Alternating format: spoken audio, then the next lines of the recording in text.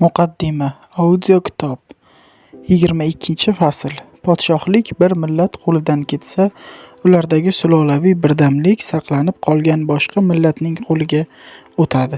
Podshohlikning bir millatdan boshqa millatga qo'liga o'tishiga sabab ularning kuch-qudratni namoyish qilib, boshqa xalqlarni o'ziga bo'ysundirishidir. Bu jarayonda hokimiyat bir guruh tanlangan shaxslarga beriladi. Raqobat doirasi tor bo'lganligi uchun tanlov imkoniyatlari ham cheklangan bo'ladi. Bundan tashqari, ulardagi ichki maqsad va bir-birlariga qarshi intilishlar ko'pchilikni bu marradan uzoqlashtiradi. Hokimiyatni qo'lga kiritganlar o'z hayotlarini farovonlik va hashamatda o'tkazadilar. Ular o'z tengdoshlarini qul qilib, davlat ishlari uchun foydalanadilar. Hukumatdan chetda qolgan va unga chiqish imkoniyatiga ega bo'lmaganlar esa faqat hukmdor qatlam soyasida kun kechiradilar. Bu holatda davlat rahbarligi naslga asoslangan tuzilishga aylanadi. Bunday sharoitda uzoq muddatli hashamat keksalikni ham unuttiradi va birdamlikni yemiradi. Tarix davomida ko'plab millatlar hokimiyatga ega bo'lgan, ammo vaqt va tabiiy muhitning ta'sirida ular qudratini yo'qotib, inqirozga yuz tutgan. Natijada ularning yutuqlari faqat tarixiy xotira sifatida saqlanib qolgan. Quyidagi shoirning misralarida ham bu ma'nolarni tasdiqlaydi. Ipak qurti to'qiydi ip, so'ng yo'qolur o'zi, to'qilgan joyda naqshdek aks etib qolur izi. Hokimiyatni qo'lga kiritgan millatlar avvalgi avlodlarining tajribalarini boshdan kechiradilar. Ular birdamligi yo'qolganda yoki tarqoq bo'lganda hukumatni boshqa qavm egallaydi. Bu Allohning yer yuzidagi odil qonuni. Misol uchun, arablar orasida Ot qavmi inqirozga uchragach, ularning o'rniga Samud qavmi keldi. So'ngra Amolikalar, Himyarliklar, Tubba qavmi, Azvo qavmi va Muzoriklar davlatni boshqardilar. Bu Arabiston yarimoroli va Yamanda hukmronlik qilgan sulolalarning nomlaridir. Xuddi shunday holat Forsda kuzatildi. Kiniylar amirligi inqirozga uchragach, hokimiyat Sosoniylar qo'liga o'tdi. Nihoyat ular musulmonlar tomonidan mag'lub qilindilar. Greklarda ham shunday jarayon kuzatildi. Ularning hokimiyatga yemirilib, Rimliklar hokimiyatni egalladi. Mag'ribdagi barbarlar esa Megrova va Qutama kabi ilk podshohliklardan so'ng Sanhaja qabilasi, Ulassaminlar va Musomidaliklar kabi yangi kuchlar tomonidan boshqarilgan. Bu Allohning yaratgan bandalariga joriy qilgan qonunidir. Hokimiyat birdamlikka bog'liq va zamonga qarab o'zgarib turadi. Davlat boylik va hashamatga berilsa, oxir-oqibat qulashga mahkumdir. Hokimiyat yemirilgach, boshqa kuchliroq qabilalar uni egallaydi, chunki ular birdamlik va qudratga ega bo'lib, boshqalarni o'ziga bo'ysundirish qobiliyatiga egadirlar. Shunday qilib, dunyo Allohning iroda va taqdiri bilan bir millatni halok etib, uning o'rniga boshqasini keltiradi. Hokimiyat har doim Allohning belgilangan qonun-qoidalariga muvofiq harakatlanadi. 23-fasl. Mag'lub urf-odatida ham, kiyinishida ham va boshqa har qanday holatda ham g'olibga taqlid qilishi borasida. Bunga sabab inson tabiatan o'zidan kuchliroq yoki o'ziga bo'ysundirishga qodir shaxslarni mukammal deb biladi. Bu xulosa ba'zida g'olibning haqiqiy ustunligiga emas, balki noto'g'ri taxminlarga asoslanadi. Agar bu noto'g'ri taxminni ruhiga o'rnashsa, oxir-oqibat bu uning e'tiqodiga aylanadi. Shunda u g'olibning barcha odatlarini o'zlashtirib, unga o'xshashlikka harakat qiladi. Bu esa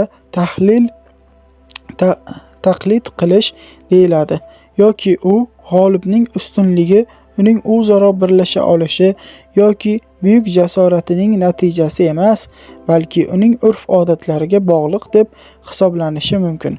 Bu ham ustunlikka noto'g'ri tashxis qo'yish bo'lib, oldingilariga o'xshaydi.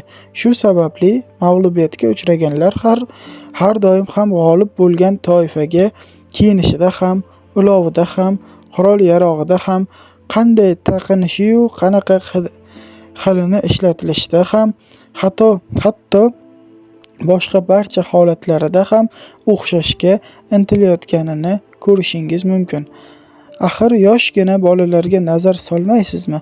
Ular doim o'z otalariga o'xshashlikka urinishadi. Buning sababi bitta. U ham bo'lsa, bolalar otalarini mukammal deb bilishidir. Yana bir misol sifatida qo'shni davlatlar orasidagi ta'sirni olish mumkin. Masalan, bir davlatning qo'shnisi ustidan hukmronlik qilganda, mag'lub taraf g'olib tarafning kiyim-kechak, harbiy uskunalar va boshqa odatlarini o'zlashtiradi. Xuddi shu holat Andalusda ham kuzatilgan. U yerdagi mahalliy aholi yevropalik xalqlarga taqlid qilganlar. Ularning kiyim-kechaklari, madaniy odatlari va hatto devordagi rasmlar, uy va ibodatxonalarni qurish tartiblarigacha qabul qilishgan. Aql-idrokni kuzatuvchi bu holatdan boshqa biror guruh tomonidan hukmronlik qilinayotganini anglab yetish mumkin. Yana ham Alloh bilguvchiroqdir. Shu nuqtai nazardan xalq hukmdorning diniga ergashadi degan gapning ma'nosi chuqur tafakkur qilish kerak. Bu gap muhokama qilinayotgan mavzuga tegishlidir. Hukmdor o'zining qo'l ostidagi odamlariga hukmronlik qiladi. Natijada xalq, bolalar ota-onalariga yoki talabalarga, ustozlariga taqlid qilgani kabi unga taqlid qilishadi. Chunki ular uni mukammal deb o'ylab qoladilar. Alloh o'zi bilguvchi, hikmat sohibi bo'lgan. Tavfiq faqatgina o'zi tarafidangina bo'ladigan zotdir. 24-fasl. Mag'lubiyatga uchragan va boshqalarning hukmronligiga qaram bo'lgan millat tezda yo'q bo'lib ketishi borasida. Buning sababi ehtimol odamlar o'z ishlarini ustidan nazoratni yo'qotib, qaram bo'lib boshqalar qulga aylanishlari natijasida paydo bo'ladigan befarqlikdir. Bunday holatda umid uchqunlari so'nadi va nasl kamayib ketadi. Fuqarolikning o'sishi va rivojlanishi faqat kuchli umid hamda odamdagi yashab qolishga bo'lgan intilishga bog'liqdir. Agar umid va uni rag'batlantiruvchi omillar befarqlik tufayli yo'qolsa va mag'lubiyat ta'sirida jamoaviy birdamlik yo'qolsa, buning natijasida vatandoshlik va birdamlik tushunchalari kamayadi va ishbilarmonlik hamda boshqa faoliyatlar to'xtaydi. Ularning kuchi mag'lubiyat ta'sirida kamayib borar ekan, kishilar o'zlarini himoya qila olmaydilar. Ular o'zlarini boshqarish uchun intilgan har qanday odamning qurboniga aylanishadi va kimki ularni egallashga intilsa, ular uchun oson o'ljaga aylanadilar. Bu yerda biz yana bir haqiqatni kashf qilishimiz mumkin. Ya'ni odam aslida tabiatan rahbardir. Chunki u yer yuzida Xudoning xalifasi sifatida yaratilgan. Agar rahbar o'z hokimiyatidan ag'darilsa va hamma narsasidan mahrum etilsa, bu unga salbiy ta'sir etadi. Hatto ovqat yeyish va chanqog'ini qondirish kabi oddiy narsalarga ham befarq bo'lib qoladi. Bu insoniy tabiatdir. Buni yovvoyi hayvonlarda ham kuzatish mumkin. Ular inson qo'lida asir bo'lib qolsalar, juftlashishga intilmaydi. O'z ishlari ustidan nazoratni yo'qotgan jamoa asta-sekin zaiflashib, parchalanadi va nihoyat yo'q bo'lib ketadi. Zotan abadiylik yolg'iz Allohga xosdir. Bunga Fors Sosoniy davlati misolida bir nazar solsak, o'tmishda forslar dunyoni o'zlarining ko'p sonliligi bilan tug'ildirgan edi. Ularning harbiy kuchi arablar tomonidan yo'q qilinganida ham qolganlarining o'zi ham o'ta katta sonni tashkil etardi. Sad ibn Abu Waqqos roziyallohu anhu Madoin aholisini sanog'ini hisoblatganda 137 ming kishi chiqqanligi, ulardan 37 ming nafari oilada boshliq ekani aytiladi. Ammo forslar arablar hukmronligiga o'tib bo'ysundirilgandan so'ng ular tez orada kamayib ketdilar va go'yo ular hech ham bo'lmagandek davlat sifatida yo'q bo'lib ketdilar desa mubolag'a bo'lmaydi. Buni ularga qilingan zulm yoki tajovuz natijasida yuzaga kelgan deb o'ylamaslik kerak.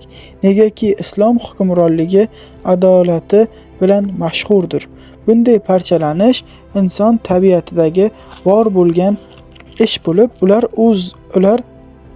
agar ular boshqalarga qaram bo'lib qolishsa, bu sodir bo'ladi. Shuning uchun qora tanli millatlar odatda qullikka moyil bo'lib, ular ko'pincha o'zlarida insoniy fazilatlar yetishmasligi va ba'zi xususiyatlarida ayrim hayvonlarga o'xshaydi deb ta'kidlanadi. Yoki ular o'zlari qul bo'lsalar-da shon-shuhrat, boylik va yuqori lavozimga ega bo'lishni orzu qiladilar. Bunaqangi holat Sharqda Turk mamlakati va Andalusda yashovchi jaloluqlar va fransuzlarda kuzatilgan. Chunki davlat odatda bunaqangi kishilarni katta lavozimlarga tayinlaydi. Ular esa o'z navbatida davlat ularni martabali lavozimga tanlab olishidan umid qilib, o'zlarining qulliklaridan umid qilishmaydi. Alloh pokdir, o'zi bilguvchidir va tavhid ham unga xosdir. 25-fasl. Arablar faqat ochiq maydonlardagina g'alaba qozona olishlari haqida. Ular o'zlarining o'troqlashmagan tabiati sababli biror bir urush qilmasdan yoki o'zlarini xavfga qo'ymasdan imkoni yetgan narsalarga egalik qilishga odatlangandirlar. So'ngra cho'ldagi o'zlarining boshpanalari tomon chekinishadi. Ular faqat o'zlarini himoya qilish uchungina urush qiladilar. Agar biror joyni egallash mushkullik tug'dirsa, ular o'sha joyni tashlab boshqa yengil maqsad sari yo'l olishadi. Baland tog'lar bilan o'ralgan qabilalar arablarning zulm va vayronagarchiligidan omonda bo'lishadi. Chunki arablar bu joylarga yetib borish uchun tog'larni kesib o'tish yoki qiyinchiliklarga duch kelishni xohlamaydilar. Biroq tekis hududlarga kelsak, ular qachonki harbiy kuchlarining yo'qligini yoki qabila zaifligini bilishsa, uni bosib olishlari oson va tayyor o'ljaga aylanadi. Shunda ular ushbu hududga hujumlar uyushtirib, talonchilik qilishadi. Chunki ularni qaram qilish ularga qiyinchilik tug'dirmaydi. Natijada bu aholi ularga mag'lub bo'lishadi. Keyinchalik siyosatdagi beqarorlik tufayli va turli guruhlarning o'zaro raqobati sababli bu joylar vayronaga aylanadi va aholisi yo'q bo'lib ketadi. Alloh o'z yaratganlarining ustida hukmron bo'lgan yagona va qudratli, o'zidan bo'lak biror bir iloh bo'lmagan zotdir. 26-fasl. Arablar egallagan joylar tezda vayron bo'lishi borasida. Buning sababi shundaki, arablar yovvoyi tabiatga ega bo'lgan, shunga ko'ra odatlangan bir xalqdirlar. Shu darajada bu odatlarga sho'ng'iganlarki, hatto bu ularning xulqiga aylanib ketgan. Qolaversa, bu ularga ma'quldek tuyuladi. Chunki bunda siyosatga bo'ysunish va rahbarga itoat qilish degan tushunchalar yo'q. Bunaqangi tabiatli kishilar amirlikni xush ko'rmaydi. Ko'chmanchilik va qayernidir egallab olish ular uchun oddiy holatga aylanib qolgan. Bu esa sivilizatsiyaning asosiy omili bo'lmish bir joyda mustahkam o'rnashishga zid sanaladi. Masalan, ular ovqat pishirish uchun qozon qo'yadigan toshlarga muhtojlar. Shuning uchun ular binolarni buzib, toshlarni olib o'z maqsadlari yo'lida foydalanadilar. Yoki yog'och va bu ularga chodirlariga ustunlar yasash va uylariga tayanch yasash uchun kerak bo'ladi. Shu sababli ular tomlarni buzib, yog'ochlaridan foydalanadilar. Natijada ularning tabiati sivilizatsiyaning sabablaridan ikkinchisi bo'lmish bino qurishga zid keladi. Bu ularning umumiy holati sanaladi. Shuningdek, boshqalarning mol-mulklarini talon-taroj qilish ularning tabiati sanaladi. Nayza sababli rizq topadilar. O'zlarini bo'lmagan narsalarni egallab olishga ularga biror bir chegara yo'qki, uning atrofida cheklansalar. Agar ular biror narsa, jihoz yoki idishlarni ko'rishsa, uni darrov olib qo'yadilar. Agar ularning imkoniyatlari biror joyni egallab olish yoki hokimiyatni qo'lga kiritish sababidan kengaysa, kishilarning mulklarini himoya qiladigan siyosat qolmaydi va fuqarolik halokatga uchraydi. Shuningdek, ular hunarmandchilik va kasb egalarini ishlarini barbod qilganliklari uchun ularga na qiymat belgilaydilar, na haq to'laydilar. Vaholanki hunarmandchilik daromadning asosiy manbai hisoblanadi. Bordi-yu hunarmandchilik barbod qilinib, ularning mehnati tekinga aylanib qolsa, daromadga bo'lgan qiziqish susayib ketadi. Qullar mehnat qilishdan to'xtaydi, aholi tarqaladi va shaharsozlik poyoniga yetadi. Shuningdek, qonunlar buzilishi va odamlar yo'ldan chiqishini qizig'i ham yo'q. Ularning asosiy maqsadi xalqning mol-mulkini talon-taroj qilish yoki soliq yig'ish yo'li bilan o'z manfaatlarini ko'zlashdir. Agar bunga erishsalar, na boylikni qo'lga kiritsalar, keyingi vazifalari bo'lmish tartib-intizomni ta'minlash, o'zgalar manfaatini ko'zlash va buzg'unchiliklarning oldini olish haqida qayg'urmaydilar ham. Balki ular ba'zan moliyaviy foydani ko'zlab, ortiqcha mulk solig'ini ham joriy etishlari mumkin. Bu ularning odati. Qolaversa, bu yomonliklarning oldini olishga yoki ularga qo'l urishga intilayotganlarni to'xtatishga yordam bermaydi. Aksincha, yomonliklarni ko'paytiradi. Negaki maqsadiga erishish yo'lida jarima to'lash osonroq tuyuladi. Natijada ularning hukmronligi ostidagi xalq xuddi hokimsiz qolganday bo'ladi va bu holat insoniyat uchun halokatli bo'lib, shaharsozlikni barbod qiladi. Bu esa boshqaruvning inson tabiatiga xos ekanligi va jamiyat hamda ular o'rtasidagi birlikni faqatgina boshqaruv orqali ta'minlash mumkinligini ko'rsatadi. Bu fikr bobning avvalida aytib o'tilgan edi. Shuningdek, ular rahbarlik uchun raqobatlashadilar va kamdan-kam hollarda boshqaga, hatto otasiga yoki qarindoshiga hokimiyatni topshiradilar. Agar topshirishsa ham, buni istamasdan, faqat uyalganliklari uchungina qilishadi. Natijada ularning orasidan bir nechta hukmdor va rahbarlar chiqadi. Ular xalq ustidan soliq va hukmlar masalasida bir-biridan farqli qarorlar chiqaradilar. Bu holat shaharsozlikning buzilishiga va vayron bo'lishiga olib keladi. Bir arab ko'chmanchisi Abdulmalikning huzuriga kelganda, u undan Hajjoj haqida so'radi. U Hajjojni yaxshi boshqaruvchi sifatida maqtab, shunday degan ekan: Yolg'iz o'zi zulm qilish uchun tark etdi. Endi ular egallab olgan yerlarning ahvoliga qarang.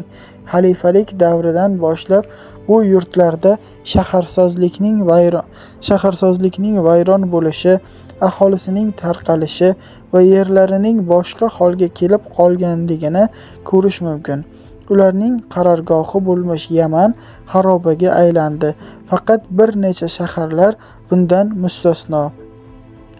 Arab Iroqidagi shaharsozlik ham, ilgari Fors imperiyasiga tegishli bo'lgan joylar ham buzilib ketgan.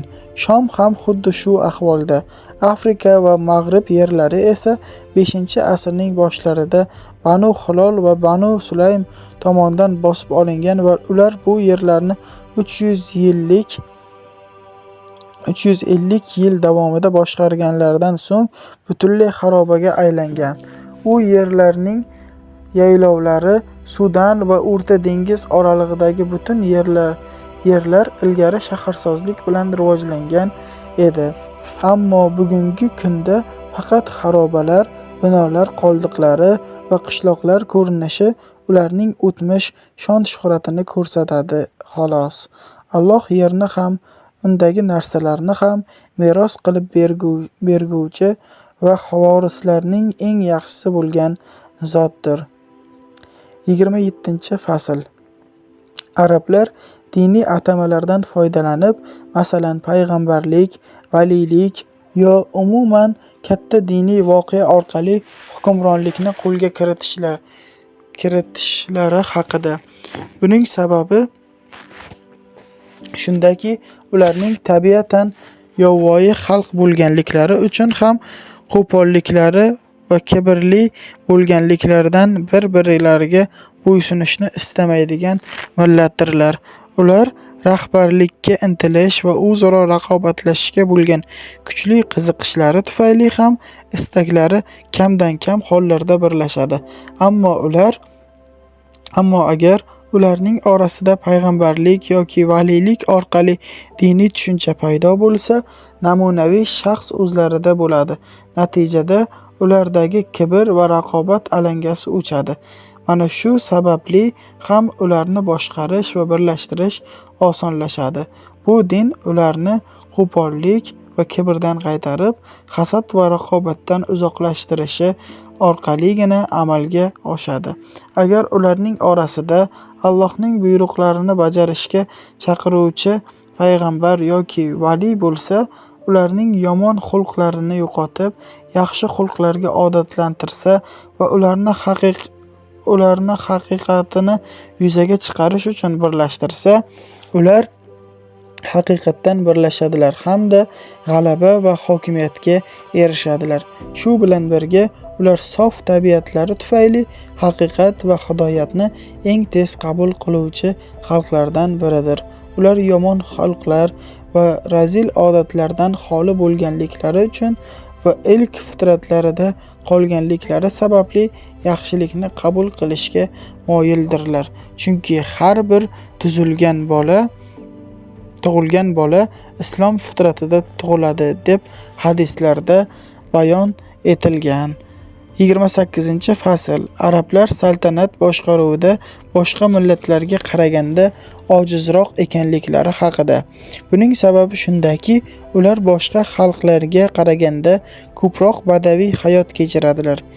Keng cho'l hududlarida yashaydilar va tog' yonbag'irlarining ne'matlariga, don va oziq-ovqatlariga ehtiyoj sezmaydilar.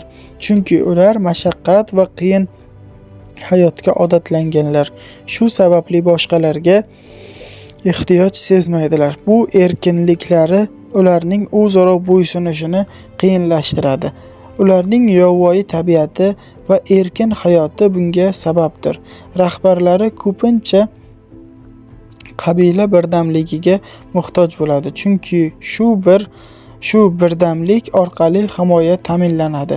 U shu sababdan ham qo'l ostidagilarning xulqini yaxshilashga majbur bo'ladi va ularga bosim o'tkazishdan tiyiladi. Aks holda qabila birdamligi izdan chiqadi va bu rahbarning ham, qabilaning ham halokatiga olib keladi.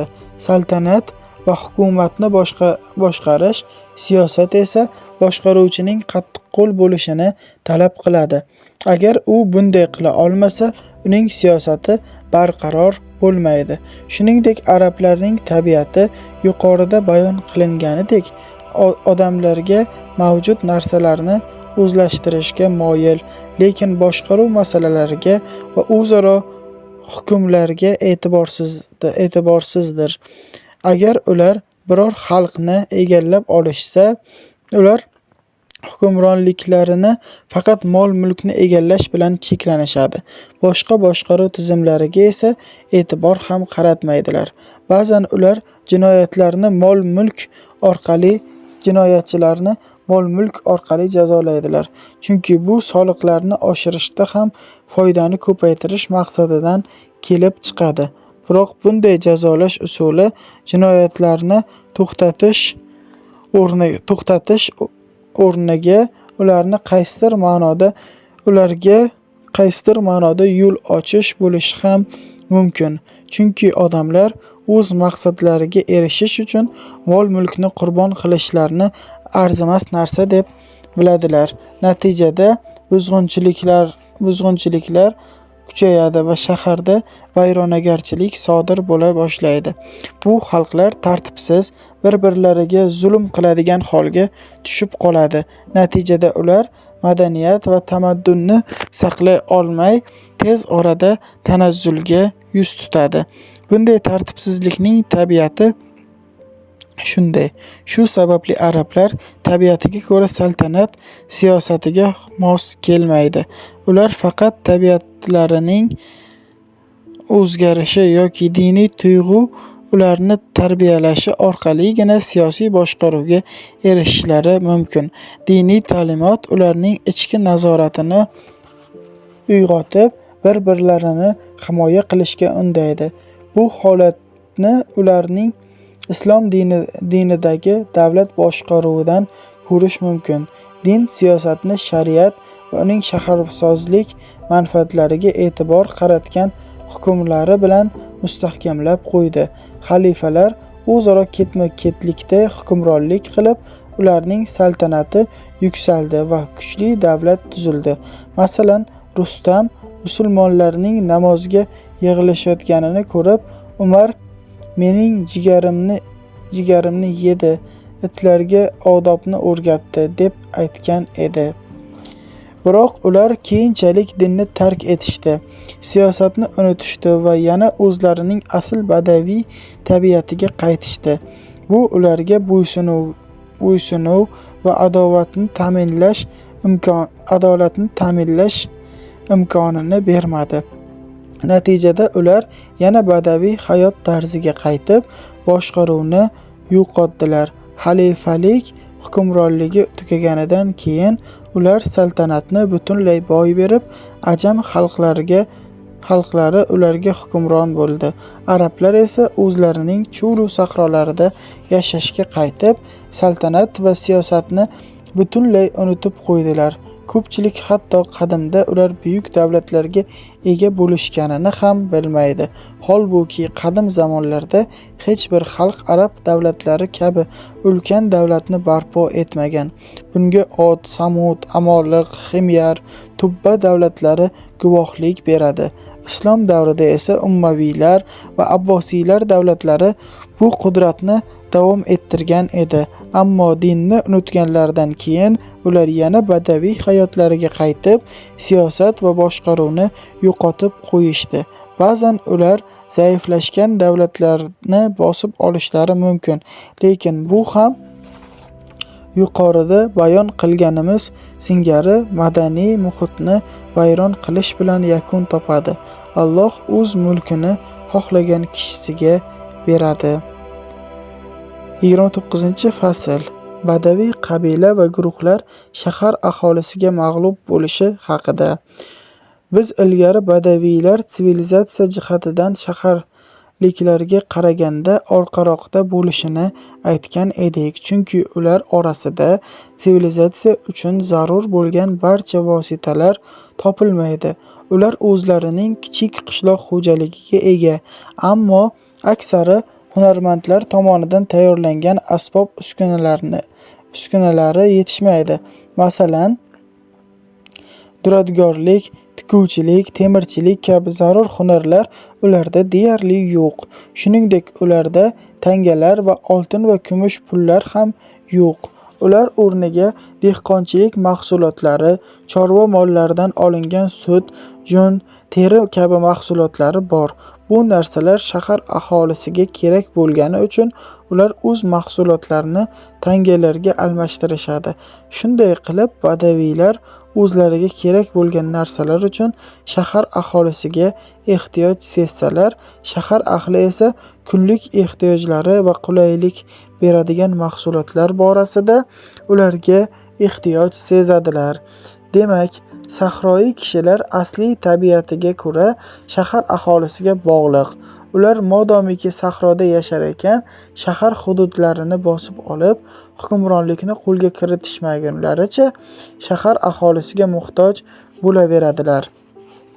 Agar shaharlarda biror hukmdor bo'lsa, badaviylarning itoatkorligi hukmdorlarning ustunligidan kelib chiqadi.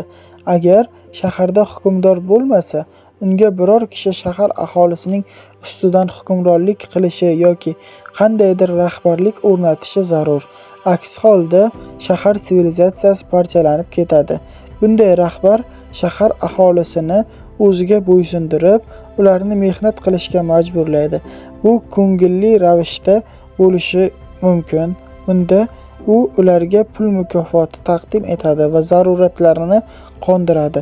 Natijada shahar jamiyati barqaror bo'ladi yoki bu majburan bo'lishi mumkin. Bunda rahbar o'z kuchi bilan ularni bo'ysundiradi va mehnat qilishga majburlaydi. Ba'zan rahbar odamlar orasida bo'linish yaratib, bir guruhni o'ziga ergashtiradi va shu bilan boshqalar ustidan hukmronlik qiladi. Shunda qolganlar ular o'zlarining jamiyatlarini barbod bo'lishidan qo'rqib, rahbarga bo'ysunishga majbur bo'ladilar. Ko'pincha badaviylar boshqa hududlarga ko'chib ketishi ham qiyin bo'ladi, chunki yon atrofdagi barcha hududlarni badaviylar egallagan va bu hududlarga begonalar kirishini taqiqlab qo'yishgan bo'ladi. Shunday qilib, sahroyilar zarurat tufayli shahar aholisiga bo'ysunishga majbur bo'ladilar. Alloh barcha bandalari ustidan g'olibdir. U yagona va mutlaq hukmdor bo'lgan zotdir.